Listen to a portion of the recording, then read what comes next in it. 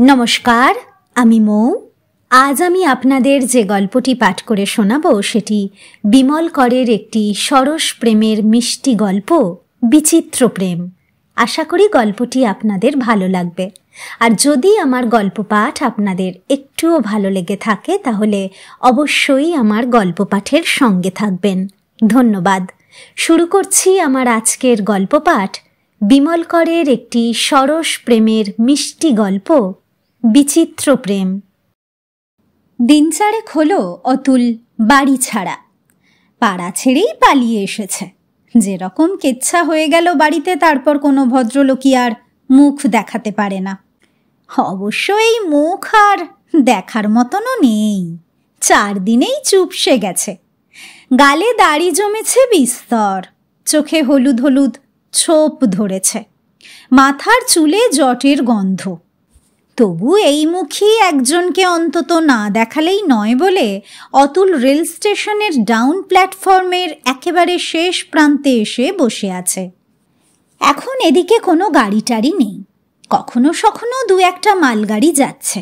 যাক, অতুল প্ল্যাটফর্মের কৃষ্ণচূড়া গাছের তলায় গোল করে বাঁধানো সিমেন্টের বেদিতে বসে বসে বসে বিকেলের আকাশ দেখছে উদাস চোখে।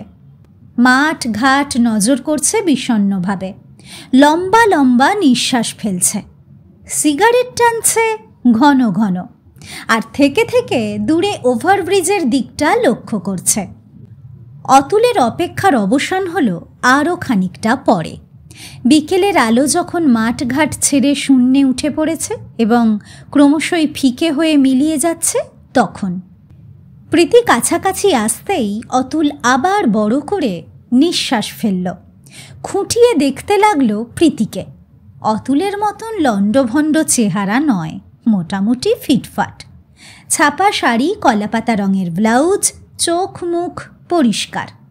বাহ, বেশ। হ্যাঁ, তোফা আরামে আছো মাইরি। সত্যি মেয়েরা একটা জিনিস। এত বড় একটা কাণ্ড ঘটে গেল, তারপরও যেমনকে তেমন, মুখে পাউডার মাখতেও ভোলেনি।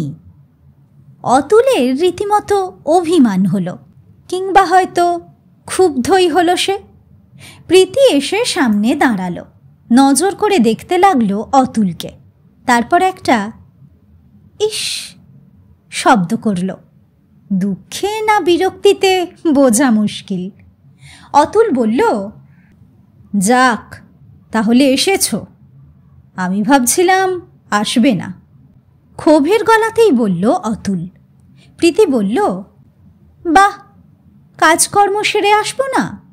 তাছাড়া আমি খবরই পেলাম দুপুরে, যোগেন গিয়ে বলল তুমি স্টেশনের প্ল্যাটফর্মে দেখা করতে বলেছ। এত জায়গা থাকতে এই প্ল্যাটফর্ম তোমার মাথায় এলো কেন জানি না। বাবা, বাড়ি থেকে কি কম দূর? অতুল গম্ভীর মুখে বলল, প্ল্যাটফর্মই ভালো, অনেক মালগাড়ি যাচ্ছে, 2 পা এগিয়ে গলাটা বাড়িয়ে দিলেই চলবে। প্রীতি ট্যাড়া চোখ করে কটাক্ষ হানল, বলল, আহা, কি কথা রে। অতুল একটা সিগারেট ধরিয়ে নিল। প্রীতি ততক্ষণে পাশে বসেছে। তোমার মার খবর কি? অতুল জিজ্ঞেস করল। মা ভালো হয়ে গেছে, তবে বেশ গম্ভীর, কথাবার্তা বেশি বলে না। অতুল একটু চুপ করে থেকে বলল, কেরাসিন তেলের এফেক্ট, বোধহয় এখনও স্টমাক থেকে তেলের গন্ধ উঠছে। প্রীতি আর চোখে দেখল অতুলকে, বলল, তোমার বাবার খবর রাখো? শুনেছি ভালো আছে। শুধু ভালো কেন, সেই বুড়ো তো লাফ মেরে মেরে নাচছে, বগল বাজাচ্ছে। অতুল ঘাড় ফিরিয়ে প্রীতির দিকে তাকালো, শ্লেষের গলায় বলল, কথাগুলো কে শিখিয়ে দিয়েছে? হ্যাঁ, তোমার মা? প্রীতির মাথা গরম হয়ে উঠল। আমার মা যা শিখিয়েছে তোমার বাবা তোমাকে তার চেয়েও বেশি শিখিয়েছে। অতুল সিগারেটের টুকরোটা রাগের মাথায় ছুঁড়ে ফেলে দিল। আমার বাবা সম্পর্কে একটা রেসপেক্ট অন্তত আমি তোমার কাছে আশা করি। নিজের শ্বশুর সম্পর্কে তোমার যেসব কথাবার্তা, বুড়ো লাফ মেরে মেরে নাচছে, বগল বাজাচ্ছে, ছি ছি ছি ছি ছি ছি ছি ছি ছি, এসব কথা কানেও শোনা যায় না। প্রীতি বাঁ হাতটা মুঠো করে বুড়ো আঙুল দেখালো। তোমার বাবা আমার শ্বশুর? হ্যাঁ, বয়ে গেছে আমার। তোমার বাবা আমার আমার আমার ইয়ে বলে বুড়ো আঙুল নাড়াতে লাগলো প্রীতি। অতুল একেবারে থ, কান কপাল গরম হয়ে উঠতে লাগলো। সামান্য তোতলানো জিভে অতুল বলল, আমার বাবা তোমার তোমার শ্বশুর নয়? না, অফিসিয়ালি নয়, কিন্তু আনঅফিসিয়ালি তো বটে। মোটেই নয়, অমন লোককে আমি শ্বশুর করব না। একটা 70 বছরের বুড়ো 2টো ঘুমের বড়ি খেয়ে ন্যাকামি করে বাড়ি মাথায় করল, ওই লোককে আমি শ্বশুর করব? কখনো নয়। অতুল বেশ চটে গিয়েছিল, কিন্তু অবস্থাটা যা তাতে পুরোপুরি ঝগড়া করাও যায় না। সে তো মেয়ে নয়, পুরুষ, তার খানিকটা সংযম ও কাণ্ডজ্ঞান থাকা দরকার। অতুল বলল, আমার বাবা সম্পর্কে তুমি যা তা বলছো। 70 বছরের বুড়ো আমার বাবা নয়, 65-6 হবে। ন্যাকামি করার জন্যে কেউ স্লিপিং ট্যাবলেট খায় না। হ্যাঁ, ভীমরতি হলে খায়। প্রীতি বেঁকা গলায় বলল, তোমার মাও কেরোসিন তেল খেয়েছিল। পাল্টা ঠক্কর দিল অতুল। কচি খুকি নয়, বয়সটাও 60-এর কাছাকাছি। আমিও তো বলতে পারি তোমার মা ন্যাকামি করে কেরোসিন তেল খেয়েছিল। প্রীতি রুক্ষ গলায় বলল, আমার মাকে তুমি ছেড়ে কথা বলছো নাকি? হ্যাঁ, প্রথম থেকেই তো যা তা বলছো। তুমি বলনি মার স্টমাক থেকে এখনো এখনো কেরোসিন তেলের গন্ধ উঠছে? হ্যাঁ, বলনি? অতুল আর এগুলো না, হল্ট মেরে গেল। চেঁচামেচি ঝগড়া বচসা করে লাভ হবে না। অতুল বলল, সরি, আমার অন্যায় হয়েছে। আসলে আমার মাথার ঠিক নেই। কটা দিন যা যাচ্ছে, কিন্তু তুমি এটা বুঝে দেখো, তোমার মা যদি আগে কেরোসিন তেল না খেত, আমার বাবা স্লিপিং ট্যাবলেট খেত না। এই কেলেঙ্কারির শুরু তোমার মা করেছে, আমার বাবা নয়। প্রীতি পিছিয়ে যাবার পাত্রী নয়, বলল, আমার মা কেরোসিন খেয়েছিল তোমার বাবার জন্যে। তোমার বাবা দোতলায় খোলা বারান্দা এসে আমার মাকে শুনিয়ে শুনিয়ে গালাগাল দিত, বলতো ছেলে চোর, ডাইনি, সর্বনাশিনী। আমার মার জিভ নাকি মা কালীর মতন লক লক করছে। এসব কথা শুনলে কার মাথার ঠিক থাকে? আমার মা ছেলে চোর? হ্যাঁ, তুমি কোন রাজপুত্তুর যে তোমাদের ওই ধ্যাড় ধ্যাড়ে 1.5খানা বাড়ির লোভে তোমায় চুরি করবে? নিজেকে তুমি রাজপুত্তুর ভাবো নাকি? বেটে বাঁটকুল চেহারা। বিদ্যে তো বিকম, চাকরি করো ব্যাংকে কেরানির। তোমার মতন রাজপুত্তুর এ শহরে গড়াগড়ি যাচ্ছে। বেশি কথা বলো না। অতুল একেবারে স্তম্ভিত হয়ে প্রীতির দিকে তাকিয়ে থাকল। এ মেয়ে না রক্ষেকালী? জিভটা শান দিয়ে এসেছে নাকি প্রীতি? এতটা দেমাকি বা কিসের? তুমি কোথাকার রাজকুমারী গো? হ্যাঁ, হাইট তো 5-1, মোটা হিলের জুতো পরলে ইঞ্চিখানেক বাড়ে, গায়ের রংটা একরকম ফর্সা, তা বলে তুমি সোনার বরণ নও। চ্যাপটা ধ্যাবড়া চেহারা, ভোঁতা নাক, ছোট কপাল, খড়খড়ে চোখ। নিজের চেহারাটা আয়নায় গিয়ে দেখো না সখী। হ্যাঁ, দেমাগ ভেঙে যাবে। লেখাপড়াতেই বা কি, কোনো রকমে টুকেটাকে বিয়েটা পাশ করেছ? অতুল মুখ ফিরিয়ে রেল লাইনের দিকে তাকালো, যেন এখন একটা মালগাড়ি থাকলে সে বোধহয় ঝাঁপ মেরে বসত। একটু চুপচাপ, শেষ আলোটুকুও কখন আকাশের সঙ্গে মিশে গেছে। মাসটা ভাদ্র, হয়তো শেষাশেষি। গাছপালা মাটির ভেজা ভেজা গন্ধের সঙ্গে শরতের হাওয়া মিশে রয়েছে। আর সামান্য পরেই ঝাপসা অন্ধকার নামবে। অতুলের বুকের মধ্যে মোচড় মারতে লাগলো। হেকেই বলে জগৎ। সেই কবে টুনি, যার কিনা পোশাকি নাম প্রীতি, সেই টুনির সঙ্গে তার সম্পর্ক। টুনি যখন ইজের পরতো আর হরদম ইজেরের দড়িতে গিট লাগতো, গায়ে থাকতো পেনি ফ্রক, মাথায় বব চুল। তখন থেকে টুনির সঙ্গে অতুলের গলাগলি সম্পর্ক। কতদিন টুনি অতুলকে দিয়ে ইজেরের দড়ির গিট খুলিয়ে নিয়েছে। সেসব দিনে টুনি যত ছেলে মানুষ ছিল, অতুল অতটা ছিল না। টুনি 5, অতুল 10, বছর 5 ছোট বড়। সেই টুনি এখন 21, অতুল 26। এত বছরের ভাব ভালোবাসার পর টুনি আজ বলল, তুমি কোথাকার রাজপুত দুর্গ? ওই তো বেঁটে বাঁটকুল চেহারা, বিদ্যেতে বিকম, ব্যাংকের কেরানি। অতুল ডান হাতটা মাথার চুলে চিরুনির মতন করে চালিয়ে দিল। বুক হু হু করছে এবং মনে হচ্ছে অসার রেললাইনের মতন তার হৃদয়ও কেমন অসার হয়ে যাচ্ছে। গলার কাছটায় ফুলে উঠল অতুলের। কিন্তু এই রকমই হয়, এই তো জগৎ সংসার, প্রেম ভালোবাসা। অতুল বেশ শব্দ করে দীর্ঘ নিঃশ্বাস ফেলল, তারপর বলল, তাহলে আর কি, আমি যখন রাজপুত্তুর নই তখন এইখানে একটা শেষ টেস হয়ে যাক। প্রীতি এই সন্ধ্যের মুখে কয়েকটা বককে শোঁ শোঁ করে উড়ে যেতে দেখেছিল এবং ট্যারা চোখে অতুলকেও। বলল, করো না শেষ টেস, আমার কি? অতুল মুখ উঁচু করে ওপারের প্ল্যাটফর্মের দিকে তাকালো, বলল, 21টা বছর আমার নষ্ট হলো, ওয়েস্ট। 21 কেন? তোমার 5-6 বছর থেকে ধরছি, আজ আমার 26। ও, তুমি তোমার খুশি মতন ধরবে? আমার যখন 5টা তখন আমি এখানে থাকতাম নাকি? হ্যাঁ, মার সঙ্গে মামার বাড়িতে আসতাম টাসতাম। আমি এখানে রয়েছি পাকাপাকিভাবে 14-15 থেকে। বলে প্রীতি পিঠের বিনুনি বুকের ওপর টেনে নিল।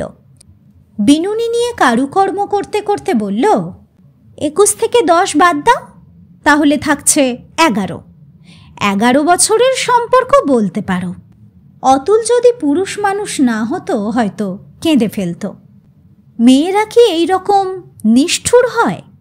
ফ্রেইলিটি না কুয়েলিটি, কোনটা মেয়েদের ঠিক ঠিক ভূষণ?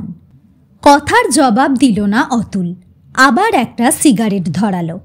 টুনি যা বলেছে সেটা কোনো হিসেবই নয়। টুনি তো জন্মেছেই এখানে, তবু অতুল জন্মকাল থেকে ধরছে না। টুনির বাবা কাতরাসগড়ের লোক, সেখানেই থাকতো টুনিরা। এখানে টুনির মামার বাড়ি। অতুলদের বাড়ির পাশেরটাই টুনিদের মামা বাড়ি ছিল। টুনির মাকে বরাবর পিসিমা বলে এসেছে অতুলরা। সেই পিসিমার বিয়েও দেখেছে অতুল, কিন্তু মনে নেই। টুনির জন্মও মনে পড়ে না, কেননা অতুল তখন খুবই বাচ্চা ছিল। কিন্তু যখন থেকে মনে আছে তখন থেকে বাদ দেবে কেন? অতুল কি বলছে টুনিরা এখানে বরাবর থাকতো? না, অতুল সে কথা বলছে না। অতুল বলছে ওই 5 থেকে। টুনির যখন 5, অতুলের বছর 10 বয়স, তখন থেকে সব তার মনে আছে। টুনি পিসিমার সঙ্গে মামার বাড়িতে আসতো যেত, মাঝে মাঝেই আসতো, ছুটি ছাটায় থাকতো, আবার ফিরে যেত। একেবারে পাকাপাকিভাবে অবশ্য এলো টুনির বাবা মারা যাবার পর। এখানে বাড়িতে ছিল টুনির দিদিমা, তিনি আগেই গিয়েছিলেন। টুনির মামা তখন বেঁচে, মামি মারা গেছেন, ছেলেপুলেও নেই। কাজেই পিসিমা আর টুনির বরাবরের জায়গা হয়ে গেল এ বাড়িতে। সেই মামা, তিনিও বছর 2 হলো মারা গেছেন। এখন টুনিরাই ও বাড়ির মালিক। বাড়িতে লোকজনও কম, নিচে এক ঘর ভাড়াটে আছে, ওপরতলায় থাকে টুনিরা। সিগারেটে পরপর কয়েকটা টান মেরে অতুল বিমর্ষ গলায় বলল, হিসেবটাকে তুমি আরও ছোট করতে পারো, আমি পারি না। মেয়েরা বরাবর কৃপণ, আমি তোমার মতন কিপটে হতে পারবো না। প্রীতি ঘাড় বেঁকিয়ে বলল, ছেলেরা হিসেব বাড়াতে পারে, তিলকে তাল করে, আমি তোমার মতন হিসেব বাড়াতে পারবো না। পেরো না? পারবো না। 11 বছর ধরতে পারি। ওকে, সেই 11 বছরের রিলেশন আজ শেষ হোক। হোক, আমার কোনো আপত্তি নেই। জানি জানি, আমি তো রাজপুত্তর নই, বেঁটে বাঁটকুল চেহারা, ব্যাংকের কেরানি, বিকম। তুমি তো রাজকন্যে, হাঁটলে পায়ের নখ থেকে ইয়ে ঝরে পড়ে। প্রীতি কনুই দিয়ে খোঁচা মারল অতুলকে। অতুল কাতরে উঠল। প্রীতি বলল, চ্যাটাং চ্যাটাং কথা যদি বলবে, চিপটিনি কাটবে, তোমায় আমি শেষ করে দেব, এই বলে দিলাম। আমি কিছু অন্যায় বলিনি। ন্যায় বলেছ। হ্যাঁ। প্রীতি দুমুহূর্ত তাকিয়ে হঠাৎ উঠে দাঁড়াল। তাহলে চলি? অতুল থতমত খেয়ে গেল। প্রীতি এইভাবে উঠে দাঁড়াবে সে ভাবতে পারেনি। বলল, আমি তোমায় যেতে বলিনি। তাহলে ন্যাকামি করছো কেন? অতুল আর কথা বাড়াতে ভরসা পাচ্ছিল না। বলল, তোমার সঙ্গে কথা ছিল। বলো। দাঁড়িয়ে দাঁড়িয়ে কথা হয় নাকি? বসো। চাওয়ালা ডাকো। এখানে চাওয়ালা কই? ওদিকের প্ল্যাটফর্মে আছে, চেঁচিয়ে চেঁচিয়ে ডাকো। অগত্যা অতুলকে উঠতে হলো। ওভারব্রিজের দিকে হেঁটে গেল খানিকটা। হাঁক পারল বার কয়েক। টি স্টলের কেউ এদিকে আসবে বলে মনে হলো না। অতুলকেই লাফ মেরে রেল লাইনে নামতে হলো। তারপর ওদিককার প্ল্যাটফর্মে উঠে পড়ল। চা এনে প্রীতির হাতে দিচ্ছে যখন অতুল, তখন অন্ধকার হয়ে গেছে। প্রীতি বসল না, পায়চারি করতে লাগলো প্ল্যাটফর্মে। পাশে পাশে অতুলও। অতি মনোরম হাওয়া দিয়েছে তখন। তারা ফুটতে শুরু করেছে। প্রীতি হাওয়ায় আঁচল উড়িয়ে পায়চারি করতে করতে গুনগুন করছিল। অতুল বলল, তুমি এত ফুর্তি পাচ্ছ কেমন করে? আমি বুঝতে পারছি না। একটা সিগারেট দাও না। সিগারেট? আরও ফুর্তি দেখাবো। অতুল অবাক। একাধবার সে নিজেই টুনির মুখে নিজের সিগারেট ঠেকিয়ে দিয়ে টানতে বলেছে, কেননা টুনি সিগারেটটা ঠোঁটে টিপে রাখতে পারে না, জিভ লাগিয়ে ভিজিয়ে দেয়। অতুল যখন সেই সিগারেটটা আবার টেনে নিয়ে নিজের মুখে ঠোঁটে চেপে ধরে, অন্যরকম একটা স্বাদ লাগে তার। বেশ চনমন করে মনটা। কিন্তু আজ হলো কি টুনির? হ্যাঁ, সিগারেট ফুঁকতে চাইছে। তোমার যতই ফুর্তি হোক, আমার হচ্ছে না। অতুল বলল, আমি মরে আছি। কেন? কেন? তোমার মা মানে পিসিমা খেলো কেরোসিন তেল, আমার বাবা স্লিপিং ট্যাবলেট। পাড়ায় একটা কেচ্ছা হয়ে গেল। এরকম কেলেঙ্কারি আর কখনো হয়নি। লজ্জায় আমার মাথা কাটা যাচ্ছে। পাড়ায় গিয়ে মুখ দেখাবো কেমন করে? আমি তো দেখাচ্ছি। তোমার? অতুল কোনো রকমে সামলে নিল। বলতে যাচ্ছিল তোমার দোকান কাটা। সামলে নিয়ে বলল, তো তোমার প্রচণ্ড সাহস। তাছাড়া তুমি মেয়ে, যাবেই বা কোথায়? আমার মতো তো বাড়ি ছেড়ে পালিয়ে বন্ধুদের মেসে গিয়ে থাকতে পারবে না। তুমি থাকছো কেন? কে বলেছে থাকতে? বলা বলির দরকার করে না। যা কেচ্ছা হয়ে গেল, এরপর কোন ভদ্রলোক বাড়িতে থাকতে পারে বলো? আমার দাদাটি তো গিলে খাচ্ছে আমায়। বৌদি মুখ বেঁকিয়ে ঠোঁট বেঁকিয়ে বসে আছে। অতুল শখেদে বলল। টান মারল সিগারেটে। তারপর আবার বলল, সমস্ত কেলেঙ্কারিটা আমাদের নিয়ে। সালা বিয়ে করব আমরা, প্রেম করব আমরা, এটা আমাদের বিজনেস। তোমাদের কি? তোমার মা মানে পিসিমার রাগ করে কেরোসিন তেল খাওয়াই বা কেন? আর আমার বাবার স্লিপিং ট্যাবলেট গিলে মরতে যাওয়াই বা কেন? লোকে বলে না, বুড়ো বয়সে ভীমরতি হয়। আমার বাবার তাই হয়েছে। এমনিতেই তো গলাবাজি করে সংসার কাঁপিয়ে রেখেছে, তার ওপর ওই জেদ জবরদস্তি। মরে যেতে ইচ্ছে করে ভাই, মরে যেতে ইচ্ছে করে।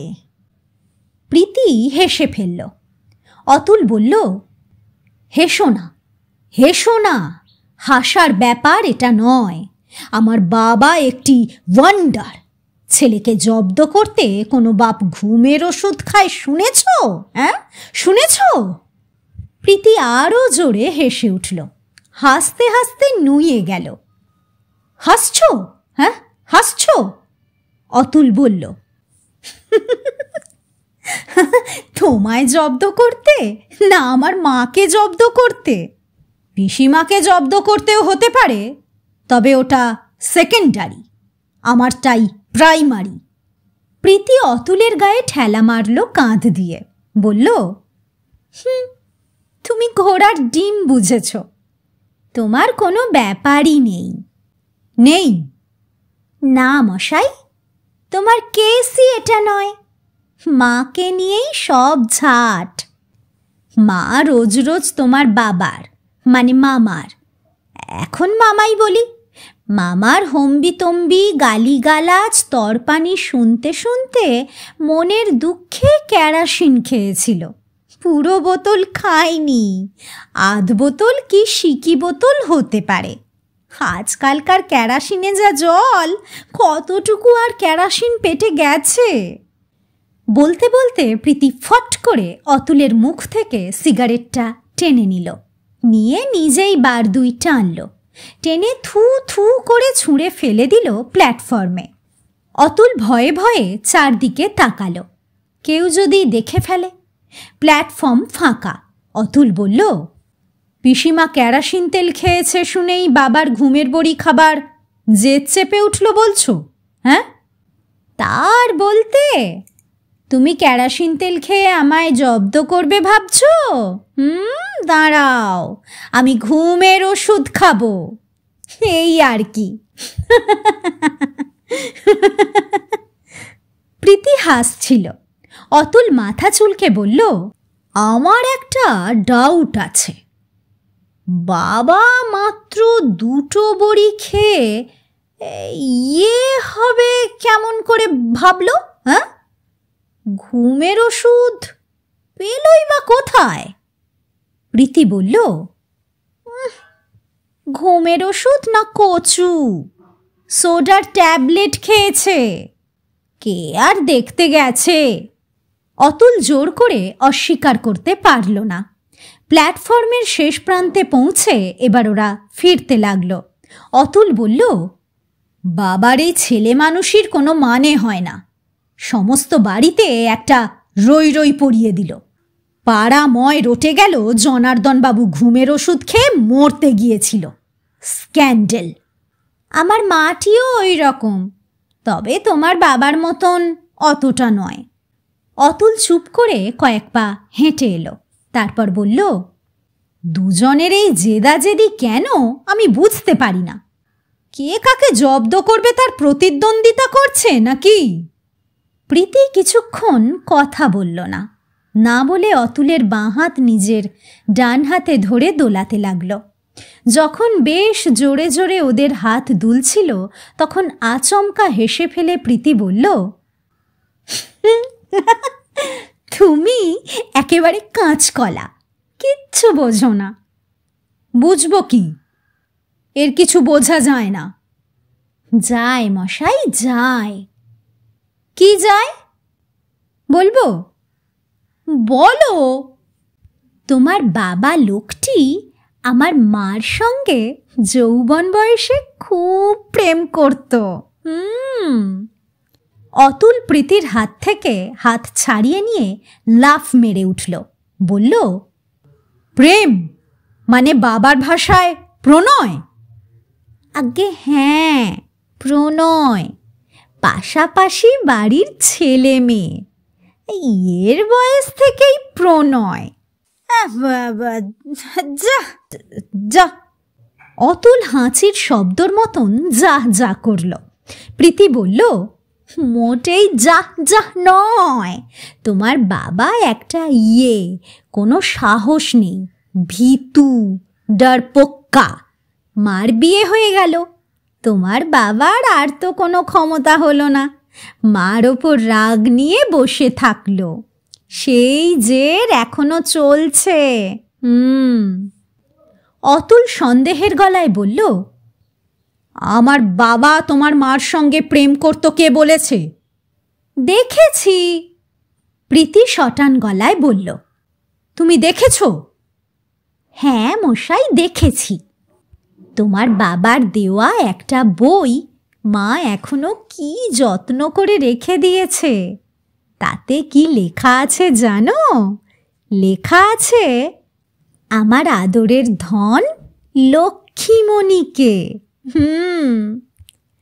অতুল এবার সত্যি সত্যি লাফ মেরে উঠল। যা শালা, এই কেস?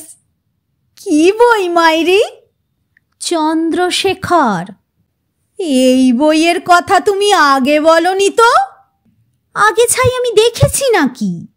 মা কোথায় লুকিয়ে রাখতো কে জানে। বইটা তো সেদিন দেখলাম, মার কেরাসিন তেল আর তোমার বাবার ঘুমের ওষুধ খাবার পর। মা এখন মাথার কাছে বইটা রেখে শুয়ে থাকে। অতুল বার কয়েক মাথার চুলে আঙুল চালিয়ে নিল, ফস করে একটা সিগারেট ধরালো, তারপর বলল, আমার বাবাটা চরিত্রহীন নাকি? চরিত্রহীন না, তেমন চরিত্রহীন নয়, ক্যারেক্টার নেই আর কি। প্রেম করতিস তো করতিস, সো হোয়াট? বিয়ে করলেই ল্যাঠা চুকে যেত। প্রীতি জোরে চিমটি কাটল অতুলকে, তারপর জিভ দেখালো। ঘোড়ার মতন বুদ্ধি তোমার। তোমার বাবা আর আমার মা বিয়ে করলে আমাদের কি হতো মশাই? তোমায় যে দাদা বলতে হতো। অতুলের খেয়াল হলো যেন ব্যাপারটা, জিভ কেটে ফেলল, বলল, রিয়েলি আমার কোনো সেন্স নেই। খাজা মাথা, তুমি ঠিক বলেছ। আমাদের ব্যাপারটার জন্যে ওদের স্যাক্রিফাইস করা উচিত ছিল। যাকগে, ওই বইটা আমাকে দিও। কি করবে বই নিয়ে? অতুল রহস্যময় মুখ করে হাসল, ততোধিক রহস্যময় গলায় বলল, ব্ল্যাকমেইল করব, প্রেশার দেব।